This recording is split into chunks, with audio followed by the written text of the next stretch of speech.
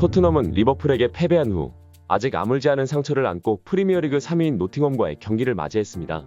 토트넘은 승점 23점으로 11위까지 추락했으며 전문가들은 이러한 결과를 놓고 토트넘은 방향을 잃었다고 평가하고 있습니다.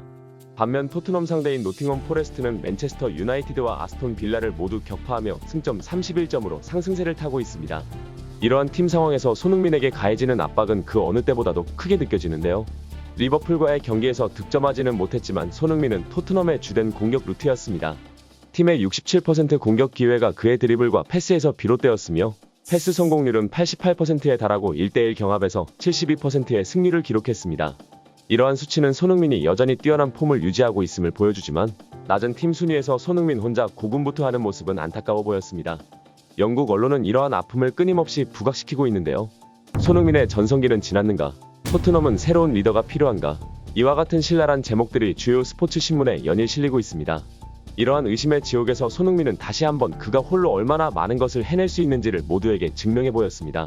오늘 노팅엄 경기에서의 손흥민 선수의 활약상과 영국 현지 반응, INTV와 함께 알아보도록 하겠습니다. 경기 시작 휘슬이 울리자 손흥민은 마치 외로운 전사처럼 그라운드에 서 있었습니다. 그의 눈빛은 어느 때보다 날카로웠는데요. 경기 시작과 동시에 손흥민은 노팅엄의 공격을 기다리지 않았습니다. 그는 화살처럼 빠르게 전진하며 경기 시작 32초 만에 첫 번째 위협적인 상황을 만들어냈습니다. 손흥민은 페널티 박스 가장자리에서 쿨루셉스키에게 날카로운 패스를 보냈지만 클루셉스키는 그 기회를 살리지 못했습니다. 손흥민은 가볍게 고개를 저었을 뿐 불평하지 않고 즉시 수비 라인을 가르며 다음 기회를 찾아 나섰습니다. 전반 3분경 손흥민은 왼쪽 측면을 따라 돌파했습니다. 노팅엄의 3명의 수비수들이 즉시 달려들어 마치 늑대 무리처럼 그를 포위했습니다. 하지만 손흥민은 여전히 드리블을 이어갔습니다. 그는 몸의 중심을 낮추고 회전하며 뒤로 볼을 당겼고 이로 인해 아이나와 니콜라는 거의 균형을 잃을 뻔했습니다. 손흥민은 계속해서 중앙으로 볼을 밀고 나갔지만 동료들이 지원하기에 충분한 시간에 도달하지 못하자 결국 공을 뒤로 돌려야 했습니다. 그러나 그 짧은 순간 동안 노팅엄은 긴장된 수비 상태에 빠졌습니다. 손흥민이 만들어낸 압박은 마치 곧 무엇인가 터질 폭탄처럼 느껴졌습니다. 4분이 되자 손흥민은 좁은 각도에서 과감한 슈팅을 시도했습니다. 노팅엄의 4명의 선수에게 둘러싸였지만 그는 슈팅 각도를 찾아냈습니다. 하지만 공은 제대로 맞지 않아 골키퍼 셀스가 쉽게 막아냈습니다. 관중석에서는 노팅엄 팬들의 안도에 한숨이 들려왔습니다. 전반 8분, 손흥민은 다시 한번 위협을 가했습니다. 이번에는 노팅엄의 4명의 선수들 사이를 드리블로 돌파했습니다. 그의 빠른 발놀림은 라이언 예이츠가 파울을 범할 수밖에 없게 만들었고 그 대가로 예이츠는 옐로 카드를 받았습니다. 관중석에서는 점점 불안한 기운이 감돌기 시작했습니다. 손흥민은 단순히 직접적인 위협일 뿐만 아니라 상대 수비수들의 마음속에 공포를 심어주는 모습을 계속적으로 보여줬습니다. 전반 25분, 손흥민은 왜 그가 토트넘의 에이스인지를 다시 한번 증명했습니다. 그는 노팅엄의 수비를 가르는 정교한 패스를 통해 볼이 예이츠의 손이 닿지 않는 곳으로 넘겨주어 우도기가 유리한 위치에 서도록 만들었습니다. 아쉽게도 이후 존슨의 슈팅은 골키퍼를 넘지 못했습니다. 그러나 그 순간 관중들은 손흥민이 공을 잡을 때마다 상대의 골문이 위협받고 있음을 깨달았습니다. 경기는 긴장감 넘치는 영화처럼 진행되었는데요. 하지만 승부의 균형은 전반 28분 노팅엄이 선제골로 노팅엄 쪽으로 기울었습니다. 토트넘의 공격 시도 중 볼을 뺏은 노팅엄은 번개 같은 속도로 역습을 펼쳤습니다. 깁스 화이트가 엘랑가에게 완벽한 스루 패스를 내주었고 엘랑가는 냉정한 마무리로 노팅엄의 선제골을 만들었습니다. 시간이 흐르면서 토트넘은 노팅엄의 두터운 수비벽 앞에서 고전하고 있었습니다. 46분에 손흥민은 25m 거리에서 프리킥을 시도했습니다. 공은 수비벽을 넘으며 골망을 스치듯 지나갔고 골키퍼는 움직이지 못한 채 서 있었습니다. 단 5cm만 더 안쪽으로 갔다면 골이 될 뻔했지만 이번에는 운이 손흥민의 편이 아니었습니다. 57분에 존슨은 또 한 번의 절호의 기회를 놓쳤습니다. 토트넘은 계속해서 상대 진영을 압박했지만 손흥민의 완벽한 패스를 공격진이 살리지 못했습니다. 토트넘 팬들은 점점 불안해하기 시작했고 관중석에서 손흥민의 이름을 외치는 소리는 그의 어깨에 더욱 큰 부담을 안겼습니다. 81분에 포스테코글루 감독은 손흥민을 교체하며 티모 베르너를 투입했습니다. 손흥민은 그라운드를 떠나며 아쉬워하는 모습을 보였습니다.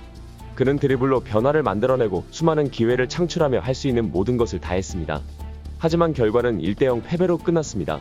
손흥민과 토트넘에서 함께했던 노팅엄 감독인 누누산투 감독은 경기 후 인터뷰에서 손흥민의 플레이에 놀라워하며 이야기했습니다. 나는 매일 훈련장에서 손흥민을 지켜봤지만 오늘 그는 왜 내가 그에게 큰 신뢰를 보냈는지를 다시 상기시켜 주었다. 손흥민은 단지 토트넘의 최고의 선수일 뿐만 아니라 팀이 위기에 처했을 때도 그들을 앞으로 이끄는 존재이다. 그는 모든 수비진에게 악몽과 같은 선수다. 라며 손흥민 선수를 인정하는 인터뷰를 했습니다. 손흥민의 이러한 활약에도 불구하고 전문가들은 이번 패배의 원인을 몇몇 선수들의 불화 때문이라고 이야기했는데요. 축구 전문가 제이미 캐러건은 이를 두고 이렇게 지적했습니다. 손흥민은 리더십과 경기력에서 의심의 여지가 없는 선수다. 하지만 지금의 토트넘은 한 사람의 노력만으로 해결하기에는 너무 많은 균열이 생겼다. 전술 개선을 요구하는 선수들의 불만 역시 이해가 가지만 프로 선수라면 손흥민처럼 매 경기 최선을 다하는 태도를 보여야 한다. 라며 팀 내 갈등 상황에서의 성숙한 자세를 강조했습니다.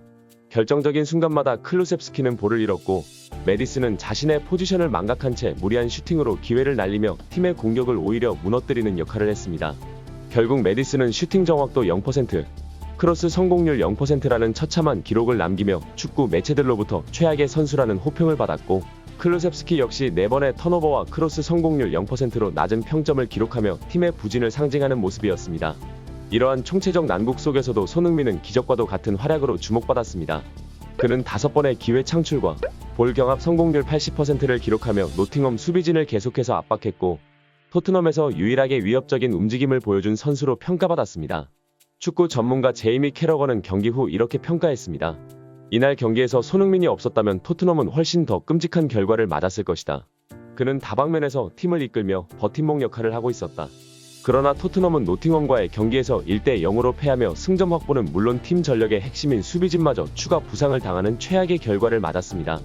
이미 로메로 반더벤, 벤 데이비스 같은 핵심 센터백들이 부상으로 빠져있던 상황. 토트넘은 이번 경기에서 마지막 남은 대안이었던 드라고신마저 부상을 입으며 수비진이 완전히 무너진 것이죠. 놀라운 것은 이 상황에서 토트넘 구단의 대응이었습니다. 포스테코글루 감독에 대한 경질 압박 대신 구단은 갈등의 중심에 있는 메디슨의 대체 선수를 영입하려는 움직임을 보였는데요. 이미 영국 매체들은 메디슨이 토트넘 스타일과 맞지 않는다며 방출 가능성을 제기한 바 있었지만 구단이 이를 실제 행동으로 옮기기 시작했다는 점은 예상 밖의 일이었습니다.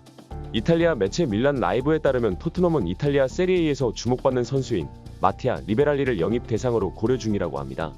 리베랄리는 현재 소속팀에서 창의적인 플레이와 뛰어난 득점력을 겸비한 미드필더로 평가받고 있으며 젊은 나이에도 불구하고 유럽 전역에서 많은 관심을 받고 있는 선수죠.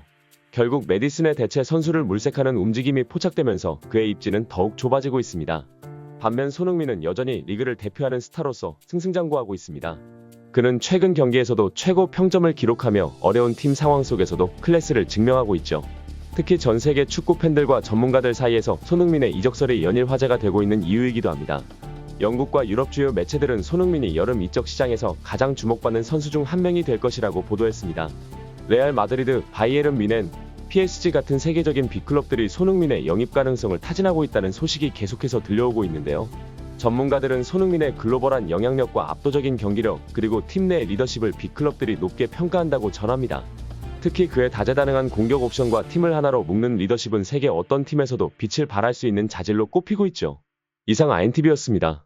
지금까지 시청 감사드리며 구독과 좋아요는 영상 제작에 큰 힘이 됩니다. 감사합니다.